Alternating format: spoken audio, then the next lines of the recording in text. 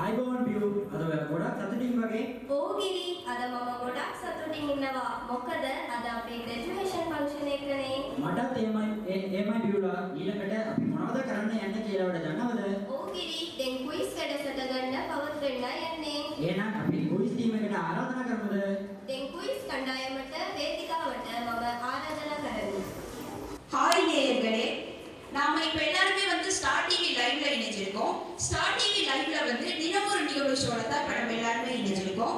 இன்னைக்கு தினம் ஒரு நிகழ்வு ஷோல நம்ம எங்க இருக்கோம்னு தெரியுமா? இப்ப நம்ம எல்லாருமே கொழும்பு BMICHல தான் இருக்கோம். இன்னைக்கு கொழும்பு BMICHல 2024ஆம் ஆண்டிற்கான இளைஞர் மன்றங்களுக்கு இடையிலான குயிஸ் போட்டி நடைபெற்றுக்கிட்டு இருக்கு. இந்த குயிஸ்ல பார்ட்டிசிபேட் பண்றதுக்காக அகில இலங்கை ரீதியாக இலங்கை முழுவதும் உள்ள அனைத்து இளைஞர்கள் பார்ட்டிசிபேட் பண்றதை காணக்கூடியதா இருக்கு. இந்த குயிஸ் நிறைய பேருக்கு நடந்து முடிஞ்சிருச்சு, இன்னும் சில பேருக்கு நடந்து கொண்டு இருக்கு, இன்னும் நிறைய பேருக்கு நடக்க இருக்கு. இந்த குயிஸ் எப்படி நடக்குதுன்றதை நம்ம உள்ள போய் பார்க்கறதுக்கு முன்னாடி ஏற்கனவே பார்ட்டிசிபேட் பண்ணவங்க கிட்ட அவங்ககிட்ட கருத்தை கேட்போம். சொல்லும் போதே அங்க இருந்து ஒருத்தவங்க வராங்க, வாங்க அவங்க கிட்ட போய் நம்ம கருத்தை கேட்போம். ஹாய், நாங்க ஸ்டார் டிவில இருந்து உங்களோட கொஞ்சம் பேசலாமா? கண்டிப்பா பேசலாம். நீங்க இந்த குயிஸ்ல பார்ட்டிசிபேட் பண்ணிட்டு அப்ப வெளிய வந்திருக்கீங்க. ஆமாங்க, பார்ட்டிசிபேட் பண்ணிட்டு தான் வந்தோம். நீங்க இந்த குயிஸ்ல பார்ட்டிசிபேட் பண்ணத பத்தி உங்க கருத்தை எங்களோட பகிர்ந்து கொள்ள முடியுமா? ஐயோ, அதை பத்தி மட்டும் கேட்காதீங்க. நானும் ஏதோ ஜெனரலா கேள்வி கேட்பாங்க நினைச்சு தான் இங்க வந்தேன். ஆனா வந்தே தான் தெரியுது வாழ்க்கைன்னா என்ன, நான் அப்படி என்னென்னமோ கேள்வி கேட்கறாங்க. எனக்கு ஒண்ணுமே புரியல. ஒரு கட்டத்துல எப்படா வெளியே போவோம் அந்த மாதிரி தான் இருந்துச்சு. இப்பதான் கொஞ்சம் ரிலீஃபா இருக்கு. உங்க கருத்தை எங்க நேயர்களோட பகிர்ந்துக்கிட்டதுக்கு ரொம்ப நன்றி. நீங்களும் உங்க குயிஸ்ல பார்ட்டிசிபேட் பண்ணத பத்தி உங்க கருத்தை எங்களோட பகிர்ந்து கொள்ள முடியுமா? அங்க உள்ள அந்த குயிஸ் காம்படிஷன் ரொம்ப வித்தியாசமா இருந்துச்சு.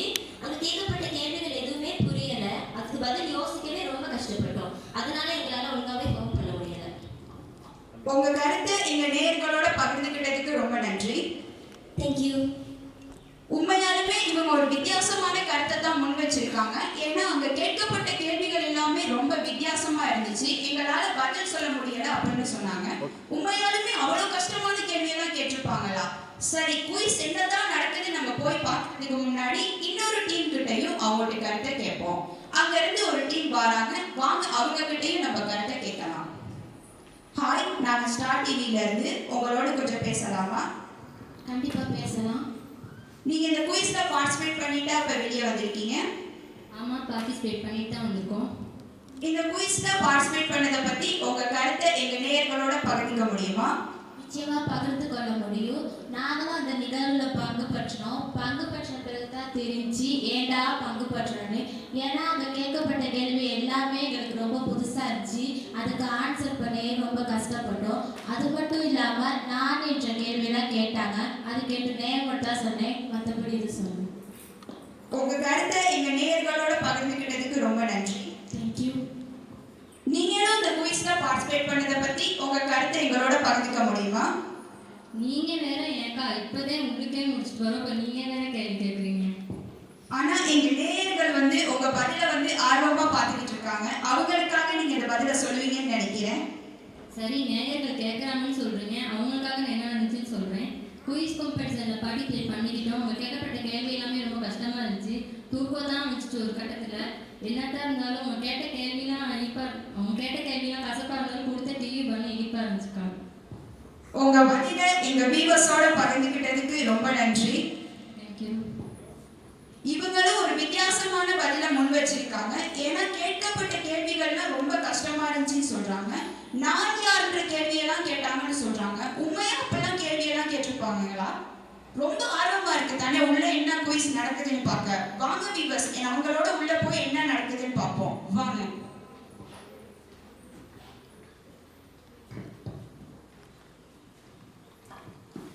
ஹாய், ஹலோ வியூவர்ஸ், நான் உங்கள் பிரீதா அமைதலிங்கம். தற்போது பல அணிகளுக்கான போட்டிகள் நிறைவேற்ற நிலையில் தற்போது நம்மளுடன் இறுதியாக பங்கு கொள்வதற்காக சிந்தனை ஃபவுண்டேஷன் இளைஞர் மன்றத்தில் இருந்து வருகை தந்துள்ள இளைஞர்களை வரவேற்கிறேன். ஓகே, உங்க எல்லாத்தையும் அறிமுகப்படுத்திக்குவோமா? ஃபர்ஸ்ட் அதுக்காக ரைட் சைடுல இருந்து உங்க நேமை ஷேர் பண்ணுங்க. ஹாய், என்னோட பேர் சரணிகா. ஹாய், என் பேர் நிராஜினி. ஹாய், எனது பெயர் தேவசாலினி.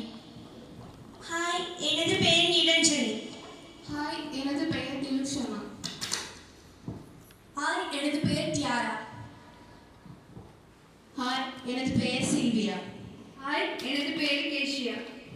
Thank you to all. அப்ப நம்ம போட்டிக்குள்ள போவோம். உங்களுடைய போட்டிக்கான விதிமுறைகள் உங்க எல்லாத்து கையிலயும் கிரீன் கார்டு கொடுக்கப்பட்டிருக்கு.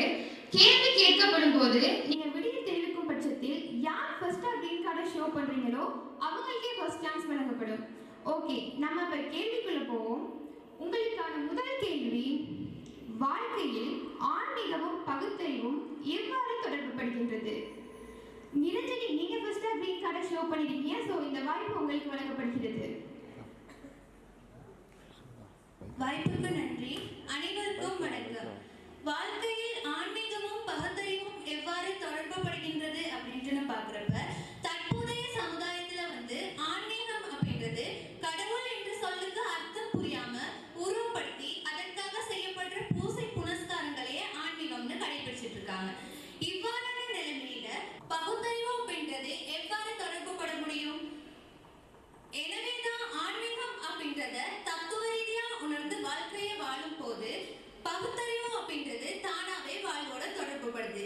வாழ்க்கையில ஆன்மீகமும் பகுத்தறிவும் இரு கண்கள் மாதிரி. கண்கள் வெவ்வேறா இருந்தாலும் எப்பவுமே பார்வை ஒன்னாதான் இருக்கும். அதனால ஆன்மீகம் அப்படின்றத பகுத்தறிவோட சேர்த்து பார்க்கணும்னா வாழ்க்கை அப்படின்றத உணர்ந்து ஆன்மீகத்தோட வாழும் போது ஆன்மீகமும் பகுத்தறிவும் ஒன்னா இணைஞ்சு ஒரே பார்வையா மாறுது. நன்றி. நன்றி நிரஞ்சனி, உங்களுடைய கருத்துக்கு. உங்களுக்கான இரண்டாவது கேள்வி, மனிதர்கள் தங்களுடைய ஒழுக்கத்தை கடவுள் மீதான பயத்திலா உருவாக்குகின்றார்கள்? ஷரணிகா, நீங்க ஃபர்ஸ்ட் கிரீன் கார்டை ஷோ பண்ணிருக்கீங்க. சோ இந்த வாய்ப்பு உங்களுக்கு வழங்கப்படுகிறது. வாய்ப்பளித்தமைக்கு நன்றி. கடவுள் மீதான பயத்திலையா மனிதர்கள் தன்னோட ஒழுக்கத்தை உருவாக்குறாங்க அப்படின்னா அதுக்கு என்னோட பதில் ஆம்னு தான் சொல்லுவேன். ஏன்னா இக்காலகட்டத்துல மனிதர்கள் தானாக திருந்த வேண்டிய மனிதர்கள் கடவுள் தன்னை தண்டிப்பார் அப்படின்னு பயந்து தன்னோட ஒழுக்கத்துல இருந்து செயல்படுறாங்க. அது மட்டும் இல்லாம இது நம்மோட பிழை அப்படின்னு சொல்ல முடியாது. ஏன்னா நம்மளோட முன்னோர்கள் எமது மேல் விரித்த ஒரு போர்வையாக காணப்படுகின்றது. ஆகவே இது முழுமையாக எம்முடைய தவறு என சாற்ற முடியாது. அது மட்டும் இல்லாம ஒரு மனிதனுக்கு ஒழுக்கம் அப்படிங்கிறது தன்னோட பிறப்புல இருந்து தானாக உருவாக வேண்டிய ஒன்று. ஆனா அந்த ஒழுக்கத்தை கடவுள் தன்னை தண்டிப்பார் அப்படின்னு இக்காலகட்டங்கள்ல பயன்படுத்தப்படுகின்றது. ஒரு மனிதனுக்கு சுய ஒழுக்கத்துடன் செயற்பட்டான் ஆனால் அவன் யாருக்கும் பயப்படாம தனியாக நின்று யோசித்து செயற்படலாம். காலங்கள்ல சட்டத்திற்கு பயப்படாத மனிதனும் கடவுளுக்கு பயந்து செயற்படுகின்றான். ஆகவே இவ்வாறு இருக்க வேண்டிய அவசியம் இல்லை. ஒரு மனிதன் தானாக சுயமாக சிந்தித்து செயற்படுவான் ஆனால் யாருக்கும் பயப்படாமல் செயற்படலாம். நன்றி. நன்றி ஷரணிகா, உங்களுடைய கருத்துக்கு. உங்களுக்கான மூன்றாவது கேள்வி, சமூகத்தில் நீதி மற்றும் சமத்துவத்தை எவ்வாறு உருவாக்கலாம்? தேவசாலினி, நீங்க ஃபர்ஸ்ட் கிரீன் கார்டை ஷோ பண்ணிருக்கீங்க. சோ இந்த வாய்ப்பு உங்களுக்கு வழங்கப்படுகிறது.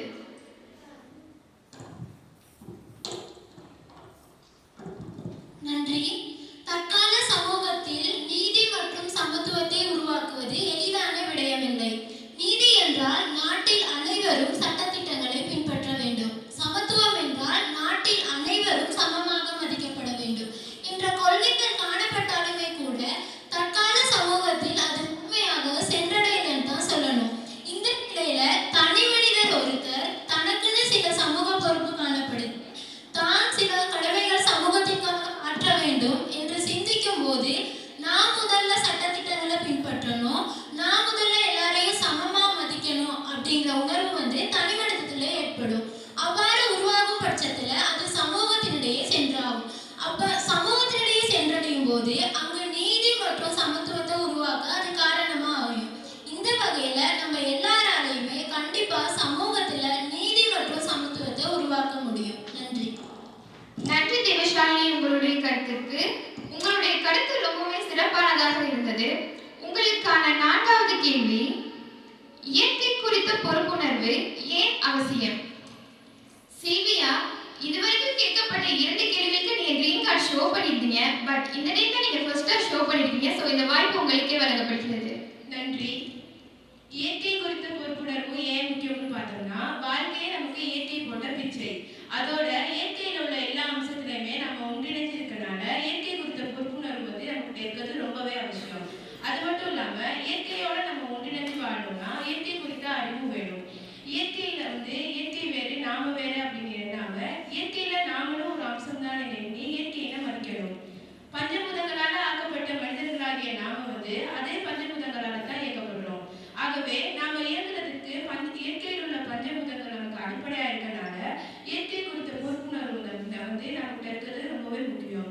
அனைத்துக்கும் ஆதாரமாக காணப்படுறது அந்த சக்தி தான். அந்த சக்தி மாதிரி இயற்கையும் நமக்கு ஆதாரமா இருக்கிறதுனால இயற்கை மீதான பொறுப்பு வந்து நமக்கு ரொம்பவே இருக்குது, மிகவும் மிகவும் அவசியம். நன்றி. நன்றி சில்வியா உங்களுடைய கருத்துக்கு. உங்களுக்கான 6வது கேள்வி, அறிவியல் கடவுளின் இருப்பை எவ்வாறு பார்க்கிறது? கேஷியா, நீங்க ஃபர்ஸ்டா கிரீன் கார்டை ஷோ பண்ணிருக்கீங்க. சோ இந்த வாய்ப்பு உங்களுக்கு வழங்கப்படுகிறது. நன்றி. இம்மத்தியில் நீண்ட காலமாக காணப்படுற கேள்விதான் கடவுள் இருக்கிறாரா அல்லது இல்லையா என்பது. இக்கேள்விக்கு அறிவியல் ரீதியாக விடை காண முற்படும் போது அறிவியல் கடவுளின் இருப்பை ஒரு சக்தி வடிவமாக பார்க்கிறது. அதாவது இவ்வண்ட சராசரத்தில் உள்ள அனைத்துமே அணுவால் உருவானதாகும். அணு உருவானது இலத்திரன், நியூட்ரன், புரோட்டான்களால் உருவானதாகும். இலத்திரன், நியூட்ரன், புரோட்டான்கள் உருவானது குவார்க்ஸ் என்ற மூலகத்தினால் ஆகும். இக்குவார்க்ஸ் உருவாவதற்கு மாபெரும் சக்தி தேவைப்படுகிறது. அந்த சக்தி தான் அனைத்திற்கும் ஆதாரமாகும். அந்த சக்தியானது ஏதாவது ஒன்றின் அழிவில் இருந்தே உருவாக்கலாம் என்று யூகிக்கப்படுகின்றது. அந்த யூகத்தின் அடிப்படையில் அறிவியல் கடவுளின் இருப்பை ஒரு சக்தி வடிவமாக பார்க்கிறது. அதனை கூறுமுகமாக நாம் கேள்விப்பட்ட கர்ண பரம்பரை கதை என்ன சொல்கிறது என்றால், நடராஜர் காலை தூக்கி ஆடிக்கொண்டிருப்பதாகவும் அவர் காலை கீழே வைத்தால் உலகம் அழிந்துவிடும் என்றும் கூறுகிறது. இக்கதையை அறிவியல் ரீதியாக பார்க்கும்போது இவ்வண்ட சராசரத்தில் உள்ள அனைத்துமே அணுவால் உருவானதாகும். அணுவானது அசையாமல் நின்றுவிட்டால் உலக இயக்கமும் நின்றுவிடும். அதாவது இவ்வண்ட சராசரத்தில் உள்ள அனைத்தும் இயங்குவது ஒரு சக்தினாலே ஆகும். அந்த சக்தி தான் அனைத்திற்கும் ஆதாரமாகும். அந்த சக்தியினையே அறிவியல் கடவுளாக பார்க்கிறது. நன்றி. நன்றி கேஷியா உங்களுடைய கருத்துக்கு. இவ்வளவு சின்ன வயசுல கடவுள்கிட்ட இருப்ப ரொம்பவுமே அருமையா புரிஞ்சு வச்சிருக்கீங்க. ஓகே, உங்களுக்கான 7வது கேள்வி, ஏன் சில மதங்கள் கடவுளின் பெயரில் பயம் காட்டுகின்றன? டிலுக்ஷனா, நீங்க ஃபர்ஸ்டா கிரீன் கார்டை ஷோ பண்ணிருக்கீங்க. சோ இந்த வாய்ப்பு உங்களுக்கு வழங்கப்படுகிறது. வாய்ப்புக்கு நன்றி. அனைவருக்கும் வணக்கம். சில மதங்கள் ஏன் கடவுளின் பெயரில் பயம் காட்டுகின்றன அப்படின்னு பார்த்தா, உலகில் பல்வேறு மதங்கள் காணப்படுகின்றன. ஒவ்வொரு மதத்துக்கும் ஒவ்வொரு கடவுள் என்ற ரீதியில் மக்கள் செயல்படுகின்றனர். இருப்பது ஒரு உலகம். எப்படி இத்தனை கடவுள் இருக்க முடியும்? அதிலும் ஒவ்வொரு மதங்களும் ஒவ்வொரு வகையான கலாச்சாரங்களை பின்பற்றி வாழ்கின்றன. இக்காலகட்டத்தில் மனிதர்கள் பெரும்பாலும் மதத்தை முன்னிறுத்தியே வாழ்ந்து வருகின்றனர். அவர்களின் மனம் மதம் கூறுவதற்கே அடிபணிகிறது. இவ்வாறு இருக்க அனைத்து மதங்களும் நல்ல பழக்க வழக்கங்களை மட்டுமே போதிக்கின்றன. கடவுள் எனும் பதம் நல்வழியில் கடப்பது எனும் பொருளையே தருகிறது. ஒழுக்கம்தான் ஒவ்வொரு மதத்தினதும் குறிக்கோள் ஆகும். எனவே மதத்தின் வாயிலாக மனிதன் தனது வாழ்க்கையை சீராக கொண்டு செல்ல முடியும் என்பதே இவ்விடத்தில் என்னுடைய கருத்தாக அமைகிறது. அது மட்டும் இல்லாமல் இக்காலகட்டத்தில் மனிதர்கள் எனவே மனிதன் என்பவன் இயல்பாக தவறு செய்யக்கூடியவன்.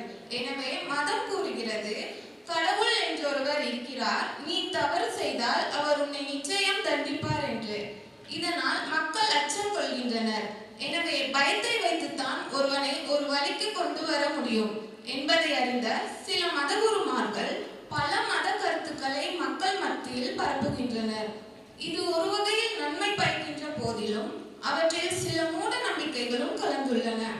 இருப்பினும் மக்களை நல்வழிப்படுத்துவதற்காகவே மக்கள் மத்தியில் பயம் எனும் ஆயுதத்தை மதம் கையாள்கிறது என்று கூறி விடைபெறுகிறேன். நன்றி. நன்றி டிலுக்ஷனா உங்களுடைய கருத்துக்கு. உங்களுடைய கருத்து ரொம்பவே சிறப்பானதாக இருந்தது. உங்களுக்கான அடுத்த கேள்வி, மனிதனானவன் சமூக பொறுப்புடன் இருப்பதற்கு என்ன செயல்பாடுகளை முன்னெடுக்க வேண்டும்? தியாரா, நீங்க ஃபர்ஸ்டா கிரீன் கார்டை ஷோ பண்ணிருக்கீங்க. சோ இந்த வாய்ப்பு உங்களுக்கே வழங்கப்படுகிறது.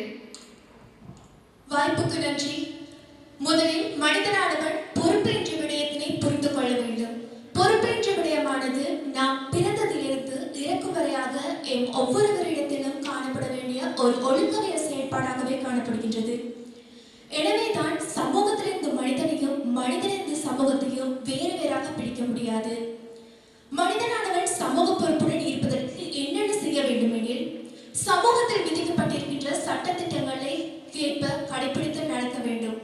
அது மட்டுமில்லாமல் நாட்டின் நட்பெயர்ச்சியாக செயல்படுதல், போதைப் பொருள் பாவனையிலிருந்து விடுபடுதல், சிறுவ துஷ்பிரயோகத்திலிருந்து இல்லாதொழித்தல் மற்றும் சமூகம் சார் நலன்புரி சேவைகளில் ஈடுபடுதல் போன்ற இவ்வாறான விடயங்களை செய்வோமே ஆயின் அச்சமூகத்தில் சமூக பொறுப்பு என்ற விடயமானது மேலோங்கி இருக்கின்றது.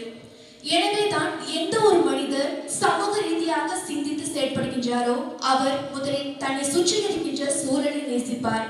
பிறகு தன்னை மட்டுமல்லாமல் பொதுநலமாகவும் சிந்தித்து செயல்படுவார். எனவே தான் முதலில் ஒவ்வொருவரும் சிந்தித்து செயல்பட வேண்டும்.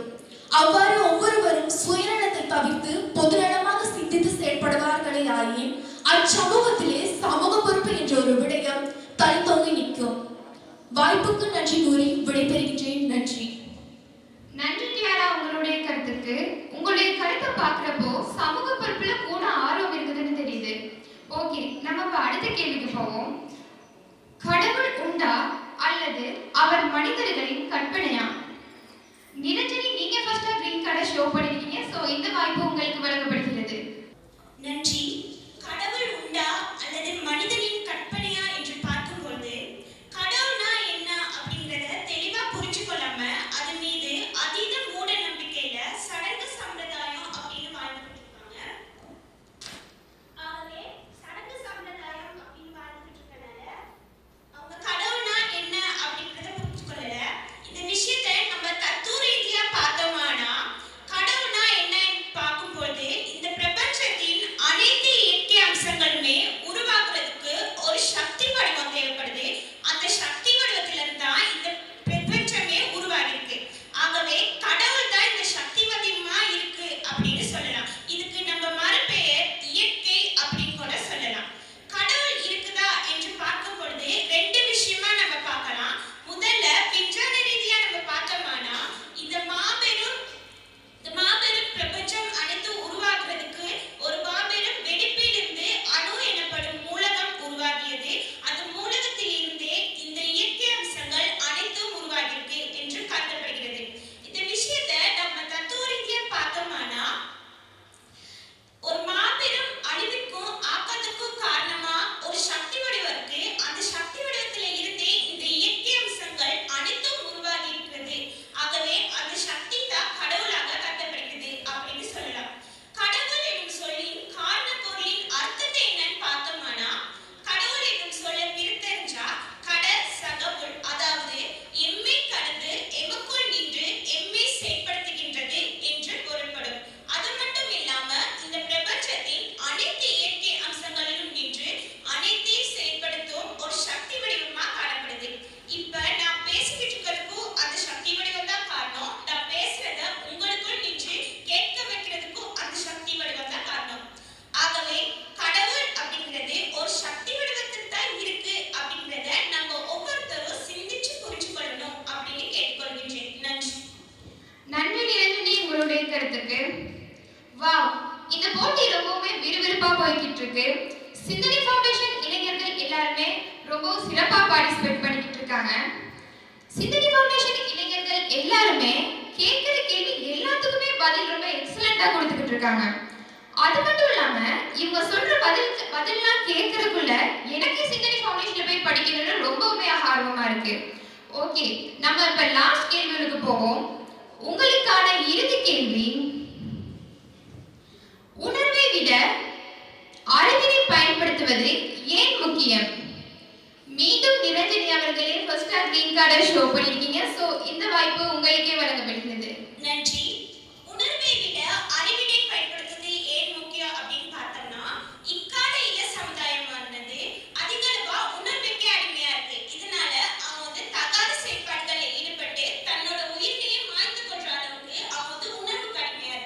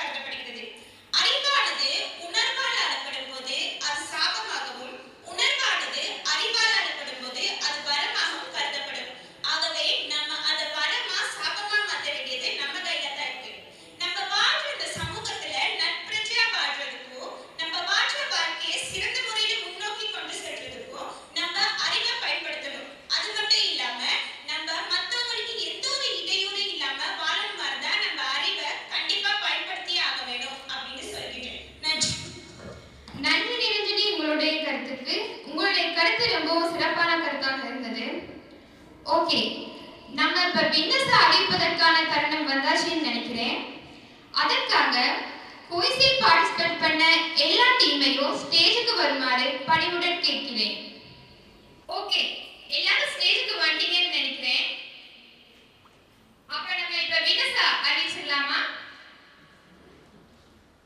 ஓகே, 2024ஆம் ஆண்டின் இளைஞர் மன்றக்கு இடையிலான குயிஸில் வெற்றி பெறுவது சிந்தனை ஃபவுண்டேஷன் அணியினர்.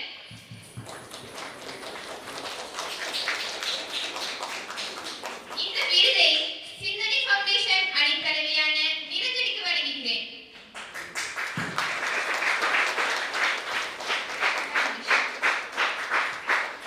குயிஸில் பார்ட்டிசிபேட் பண்ண எல்லா டீமுக்கும் என்னுடைய வாழ்த்துக்களை தெரிவித்துக் கொள்வதோடு special congratulation to the winners.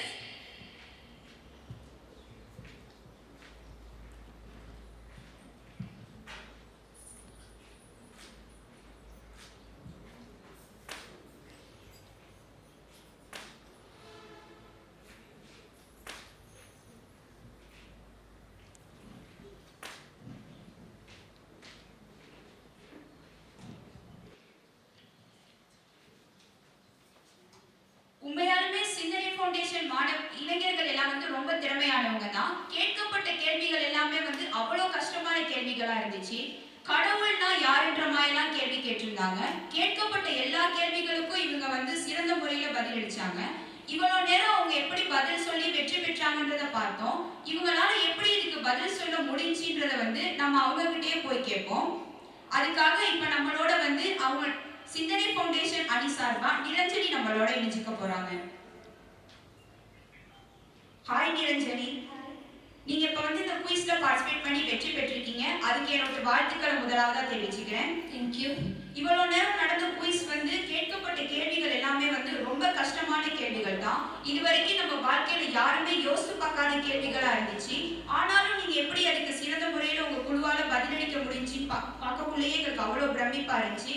எங்க நேயர்களோட பகிர்ந்துக்க முடியுமா இதுக்கு எப்படி நீங்க பதில் சொல்ல முடிஞ்சுன்னு? கண்டிப்பா பகிர்ந்துக்க முடியும். இதெல்லாம் வந்து நாங்க வந்து முன்னுக்கே படிச்ச விஷயங்க. அதனால இங்க கேட்கப்பட்ட கேள்விகள்லாம் வந்து எங்களுக்கு ஒரு பெரிய விஷயமாவே தெரியல. இலகுவா பதில் சொல்லக்கூடியதா இருந்துச்சு. இதெல்லாம் பத்தி படிச்சிருக்கீங்களா? எங்க படிச்சிருக்கீங்கன்னு எங்க நேயர்களோட பகிர்ந்துக்க முடியுமா? கண்டிப்பா. நாங்க எல்லாருமே சிந்தனை ஃபவுண்டேஷன்ல படிச்சிருக்கோம் இது சம்பந்தமா. அங்க வந்து ஆங்கிலம் சிங்களம் மட்டும் படிச்சு கொடுக்கறதே இல்லாம நம்ம கிட்ட வர ஸ்டூடெண்ட்ஸ் எல்லாருமே வாழ்க்கைனா என்னன்ற கேள்விக்கு பதிலோட தான் வெளியில போகணும்னு சிறப்பா நடத்திட்டு இருக்காங்க.